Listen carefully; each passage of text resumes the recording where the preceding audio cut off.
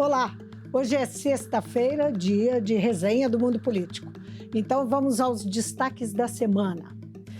Apoio a Hugo Motta já conta com 15 partidos e o PSD pode aderir à candidatura. A Câmara aprova o projeto das emendas parlamentares. Acordo de repactuação de Mariana é homologado sob críticas. Vitória de Trump nos Estados Unidos anima bolsonaristas no Brasil. Estão comigo Marco Antônio Soaleiro e Andréa Zaguri. Obrigada pelo convite, Vivi, é um prazer. Sempre um prazer estarmos juntos.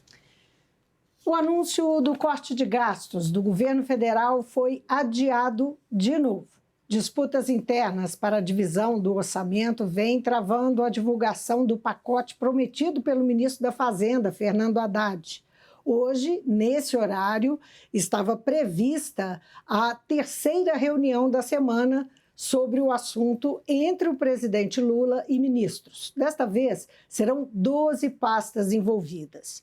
O corte de gastos deve vir em uma PEC, uma proposta de emenda à Constituição, que será enviada ao Congresso Nacional. Entre as medidas para reduzir despesas que foram citadas na imprensa estão o redesenho de benefícios como o seguro-desemprego, abono salarial, seguro-defeso, Proagro, BCP e o auxílio-doença.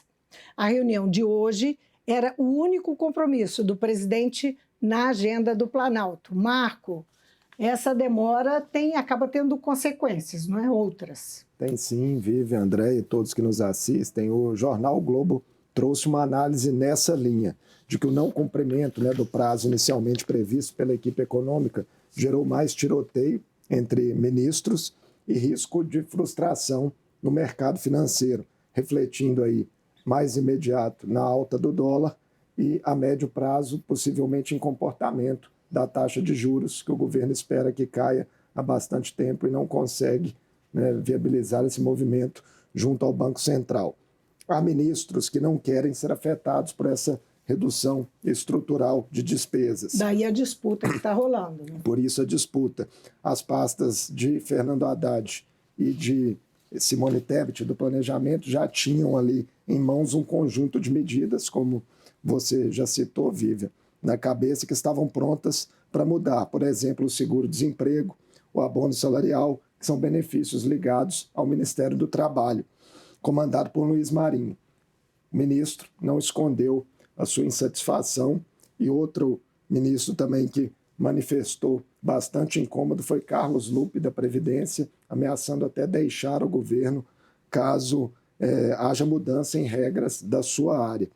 Os ministros da Saúde e da Educação também procuraram o Planalto para defender as suas áreas, assim como o ministro de Desenvolvimento Social, Wellington Dias. Vamos ver o que vai ficar de pé quando a caneta do presidente Lula der ali seu veredito final sobre a PEC. Agora você toma água, porque senão você não chega até o final do programa. Vamos lá. Marco Vamos abastecer. Hoje com alergia. Isso. A sucessão das presidências no Congresso. Até ontem, 15 partidos haviam anunciado apoio à candidatura do deputado Hugo Motta na Câmara. Na semana passada, o candidato já tinha recebido as bênçãos do presidente da Casa, Arthur Lira, e das duas maiores bancadas, PT e PL. Está tudo dominado para Hugo Motta, Andréa? Pois é. Se depender aí das articulações que ele já está fazendo, com o apoio, como você disse, de 15 partidos, já está mais ou menos dominado. Mas a eleição vai ser votada no início do ano que vem. A gente ainda está em novembro.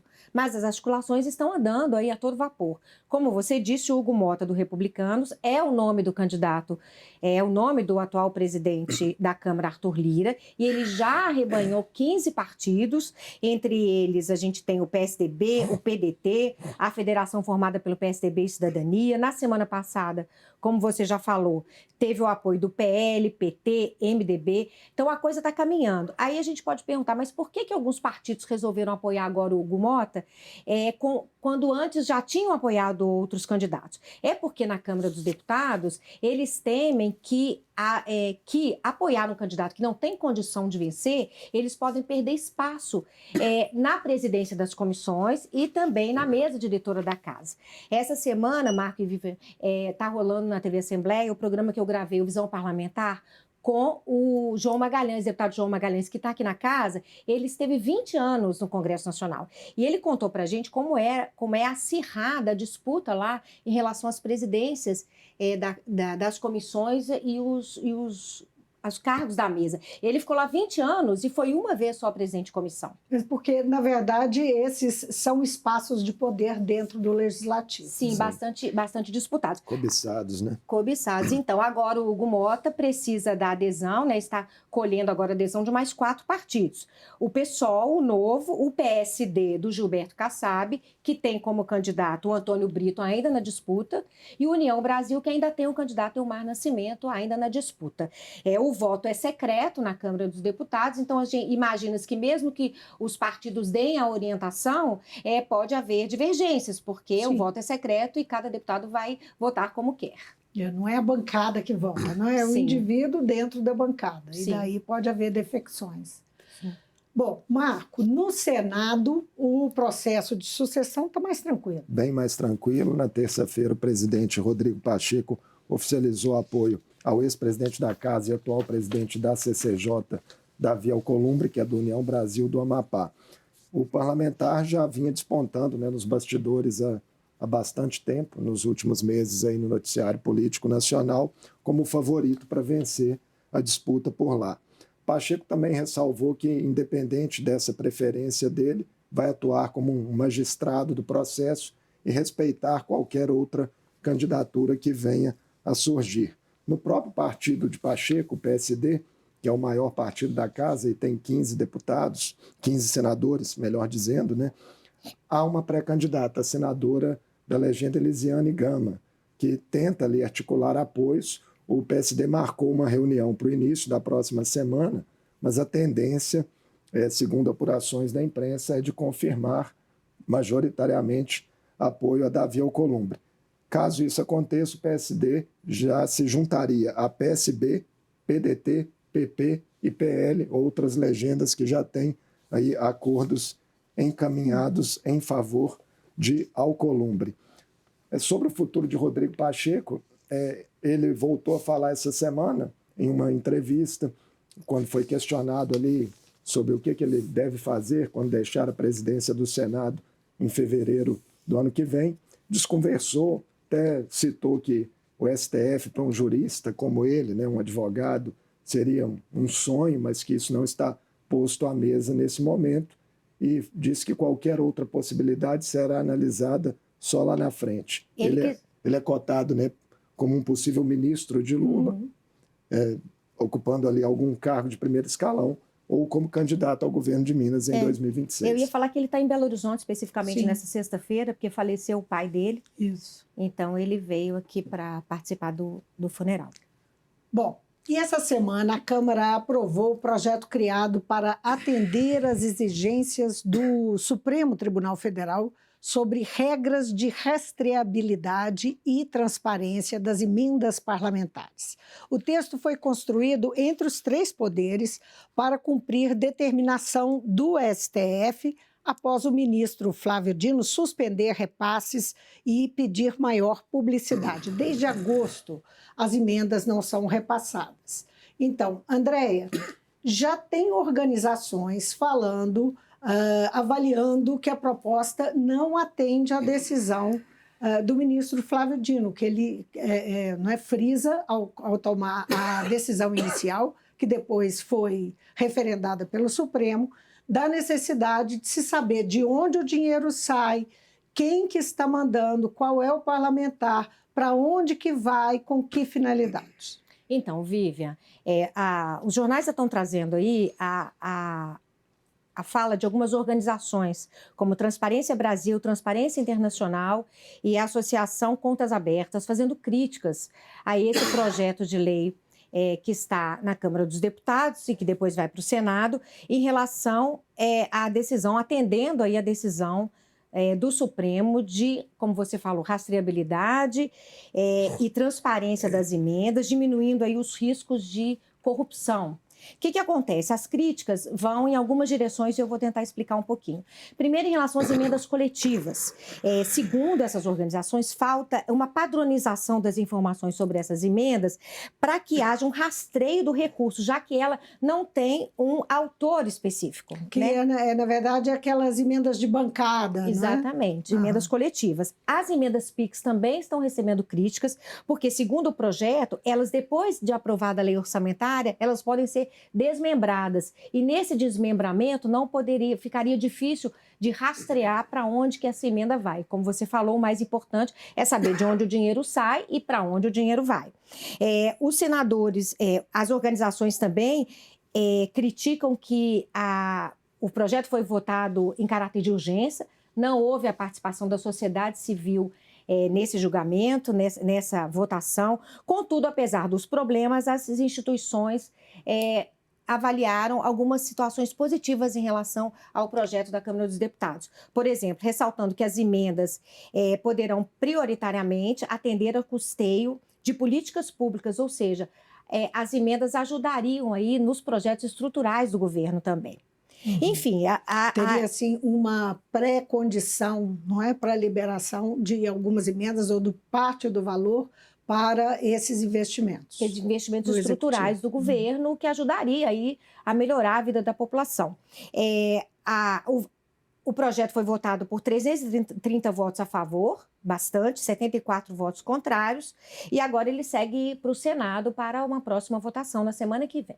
Pois é, Marco, e no Senado, o que o Rodrigo Pacheco fala, quando que vai ser votado, o que ele está pensando em mexer nesse texto? O presidente do Senado, ele estima que esse projeto, né, que pretende aí garantir mais transparência ao pagamento das emendas parlamentares, vai ter a votação finalizada no mais tardar até o fim desse mês de novembro. Para isso, a ideia é dar prioridade ao texto que vem da Câmara, que a Andréia acabou de explicar, com sugestões dos senadores sendo apenas apensadas a esse projeto. Já ministros do STF, ouvidos pela colunista do UOL, Carolina Brígido, em caráter reservado, disseram que agora cabe a eles realmente apenas esperar o que vai vir do Congresso e, posteriormente, a sanção do presidente Lula, para então se debruçarem, né, caso provocados, sobre esse desenho, né, esse novo desenho que está sendo finalizado. O julgamento de mérito de um eventual questionamento em relação a isso ficaria, sim, muito provavelmente só para o ano que vem, 2025. A gente lembra, né, que no último mês de agosto o ministro Flávio Dino determinou que as emendas de relator só fossem executadas com transparência e rastreabilidade. E dias depois ele suspendeu a execução, né, de todas as emendas impositivas em decisão que acabou sendo confirmada pelo plenário do Supremo e impôs como condução para o desbloqueio dessas emendas justamente essa garantia de critérios mais claros. Bom, e isso foi tratado pelo Rodrigo Pacheco, a aprovação desse projeto foi tratada como uma prioridade, e outra prioridade que Rodrigo Pacheco destacou na imprensa foi que na pauta do Senado a reforma tributária está com uma votação prevista para o início de dezembro. Então, essa votação das emendas parlamentares ocorreria ainda antes da reforma tributária. Não é isso. Ainda sobre a suspensão e o projeto das emendas parlamentares, o professor de Filosofia do Direito, Thomas Bustamante, comentou no Mundo Político que esse é um assunto delicado que o Supremo terá que enfrentar, né, Marco? Isso aí, na visão do professor Bustamante, esse é um teste importante para sinalizar se haverá ou não alguma postura persistente de parlamentares de afronta ao Supremo Tribunal Federal. Lembrando que há ainda grupos do Congresso que defendem, né, uma anistia aos condenados pelos ataques aos poderes de 8 de janeiro e até mesmo ao ex-presidente Jair Bolsonaro, revertendo sua inelegibilidade, né, um contexto aí de pressões a ser enfrentado pelo tribunal. Vamos ver. Ele conseguir desautorizar moralmente o Supremo Tribunal Federal a ponto dele ter algum risco na capacidade de manter eficazes as suas decisões. Um teste para o Supremo é essa questão das emendas parlamentares. Quer dizer, as decisões vão ter eficácia ou não vai ter? Até que ponto elas vão... O Supremo decide, mas depois vai negociar. Até que ponto ele precisa negociar para poder manter suas decisões eficazes? Porque se ele tiver perdido essa capacidade, aí a gente tem um sério problema para a nossa democracia. Bom, na quarta-feira, o Supremo homologou o acordo de reparação aos danos provocados pelo rompimento da barragem do Fundão em Mariana. O desastre de responsabilidade da Samarco e suas controladoras Vale e BHP Billiton matou 19 pessoas e despejou um mar de lama sobre o Rio Doce até a Foz, no Espírito Santo. A homologação foi referendada por todos os ministros da Corte. O acordo chega com 9 anos de atraso. Ele foi anunciado pelo governo federal no fim do mês passado, com valor total de 170 bilhões, e vem sendo alvo de críticas de atingidos, né, que foram atingidos por essa lama, tiveram casas levadas, perderam filhos. Uma tragédia, vítima. A verdade foi essa. A tragédia de Mariana completou 9 anos agora, no início da semana, né? Foi dia 5, foi segunda-feira, né? Completou 9 anos e esse acordo, no que tange o valor dele ser de 170 bilhões de reais, um montante muito alto, o ministro Barroso do Supremo chegou a falar que esse é o maior acordo de reparação ambiental da história do Brasil.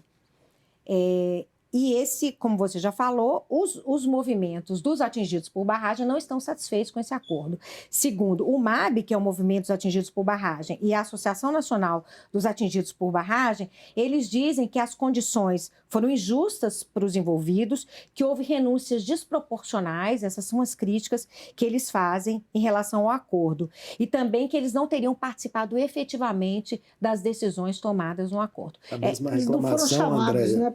Não foram chamados, segundo eles. É a mesma reclamação das comunidades quilombolas e tradicionais também, indígenas.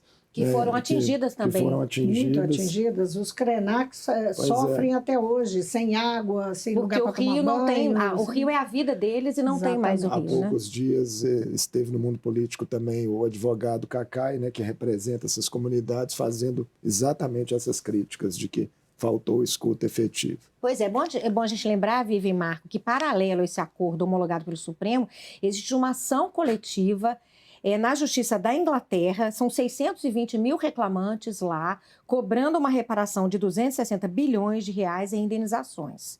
O julgamento lá já começou, está previsto para terminar em março, mas para que os atingidos tenham direito à decisão agora, a esse acordo, as indenizações do acordo homologado pelo Supremo, eles teriam que abdicar daquela ação coletiva lá na Inglaterra. Então, eles vão ter que tomar essa decisão. O próprio governo e as mineradoras concordam que, com esse acordo homologado pelo Supremo, perdem forças qualquer tipo de acordo que seja em qualquer lugar aí a respeito da tragédia de Mariana. Quando Cacai conversou com o Marco aqui, ele não explorou muito isso, mas ele deixou claro que essa questão pode ser alvo de ação judicial. Pode alegar agora, acionar de repente a Corte Internacional de inclusive Haia, em Corte Internacional. por exemplo. Então, não é nada bom que outros países estejam decidindo sobre um problema tão grave nosso. E quanto mais demora, enfim, e quanto mais demora, pior para os atingidos, né? Com certeza. Primeiro vem o interesse deles. Né? Sim. Bom, agora, eleição nos Estados Unidos. Eu vou dizer uma coisa. A nossa cobertura aqui, a gente que faz a resenha baseado naquilo que foi notícia na semana, ficou muito prejudicada pela cobertura às eleições dos Estados Unidos. Não que não seja importante, mas o fato é que isso minguou um pouco a nossa cobertura interna. Mas vamos em frente. Uhum. Donald Trump venceu a democrata Kamala Harris no colégio eleitoral e no voto popular e será o próximo presidente. Nos Estados Unidos, o resultado final das urnas pode levar semanas para sair. Então, a vitória é extraoficial, mas atestada por estatísticos. O novo governo de Trump promete aprofundar o corte de impostos, reduzir a inflação, recuperar a indústria americana e adotar políticas duras contra produtos chineses. E hoje, Trump repetiu uma promessa de campanha. Disse que vai promover a maior deportação de estrangeiros da história americana e fechar as fronteiras contra imigrantes. Logo após o anúncio da vitória, o presidente Lula parabenizou Trump e desejou sorte ao novo governo. Isso foi no dia 6, logo cedo. A declaração foi feita nas redes sociais. Foi uma mudança de tom, não é, André? Foi, Vivian, porque na semana passada o presidente Lula chegou a dizer que a vitória da Kamala Harris seria mais segura para o fortalecimento da democracia.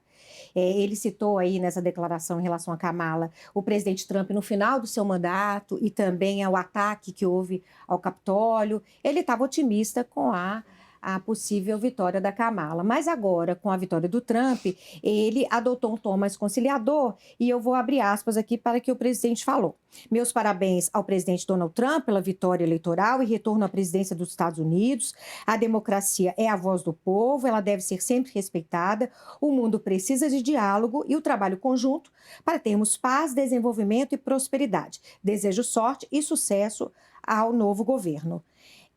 A declaração do presidente Lula, ela vem nessa linha adotada mesmo pelo governo dele, uma linha mais pragmática, né, em relação aos estados, aos países que não apoiam o presidente. É o que se espera de um chefe de Estado, Sim, não é? exatamente. Não são os desejos pessoais, mas são o Estado, os interesses do Estado Sim. na frente. Né? A exemplo do que ocorreu na Argentina, né? Ele tem recebido críticas do presidente Milei e mesmo assim o Brasil continua tendo relações com o governo argentino. O ministro Haddad também se manifestou, ponderou que há uma distância entre o que se fala nas campanhas e o que efetivamente acontece no governo, né? E ele acha que o Trump já teria aí agora um discurso mais moderado do que houve na campanha. Pois é, hoje essa fala dele sobre deportação em massa, digamos que vai... conflita um pouco com essa ideia, não é? Porque ele faz isso, ele já... ele prometeu na campanha e está dizendo que vai cumprir. E está confirmando uma fala das mais duras que ele teve durante a campanha. Sim. Então a gente tem que aguardar os acontecimentos. Agora, Marco, Bolsonaro e bolsonaristas comemoraram a volta de Trump para a Casa Branca. Celebrações efusivas e em peso, né, em postagens nas redes, em entrevistas e outros gestos públicos. Aqui mesmo na Assembleia, deputados muito ligados ao ex-presidente, como Bruno Engler e Cristiano Caporeso, usaram boné e bandeira alusivas à campanha de Trump, discursaram no plenário e em comissões, exaltando o triunfo do republicano. Em uma entrevista à Folha de São Paulo, que chamou muita atenção, Jair Bolsonaro disse considerar que a vitória de Trump é um passo importantíssimo para sua própria volta ao Planalto, pois na visão dele quase tudo que acontece lá, abre aspas, né, acontece aqui. Bolsonaro crê que Trump ter superado uma suposta perseguição do judiciário americano para voltar ao poder passa um recado forte de que o mesmo pode acontecer no Brasil. O ex-presidente, né, a gente lembra, ele foi condenado em 2023 pelo TSE por abuso de poder político e econômico e uso indevido dos meios de comunicação após difundir ali informações falsas sobre o sistema eleitoral brasileiro, em uma reunião com embaixadores que foi promovida quando ele estava à frente da presidência da República. Está inelegível até 2030, por hora, e ainda é alvo de outras investigações no âmbito do Supremo Tribunal Federal. Nessa mesma entrevista à Folha, Bolsonaro chegou a citar o ex-presidente Michel Temer como um possível vice para a candidatura dele em 2026. Temer foi provocado em seguida pelos jornalistas, disse que achou a ideia estranhíssima e que a vida pública dele já chegou ao fim. Mas deve ter gostado de celebrado, né? Possivelmente. Agora, Bolsonaro disse também que quer ir à posse de Trump. Mas ele não tem passaporte, né? O passaporte está confiscado. Não vai tem. depender de uma decisão aí do ministro Alexandre de Moraes. Ele vai fazer um pedido, né? Parece que já está elaborando um fazer pedido. uma petição e vamos ver o que será decidido pelo Supremo. Bom, republicanos e democratas ainda não sabem quem será a maioria na Câmara. Os votos apurados até agora mantêm um resultado indefinido e a contagem ainda pode levar dias. Já no Senado, está tudo definido. O Partido Republicano levou a maior parte das cadeiras, o que dá um cenário favorável para a futura administração Trump, inclusive para nomear novos juízes de viés republicano para a Suprema Corte. Claro que se abrir uma vaga, não é? Hoje, eles já são majoritários por lá. E 6 indicados por republicanos, 3 por democratas. Então é isso, gente. A Resenha do Mundo Político está ficando por aqui. Marco Antônio, Andréia, valeu por mais essa sexta-feira. Marco Antônio um pouco prejudicado com a voz, com a alergia, mas deu conta até o fim. Espero voltar semana que vem em condições melhores, né, para fazer nossos programas aqui, mas obrigado a vocês pela companhia e pela compreensão. Obrigada, Marco. Melhores. Mesmo rouco, você é sempre bom. Obrigado. Então, gente, obrigado pela companhia. Até a próxima.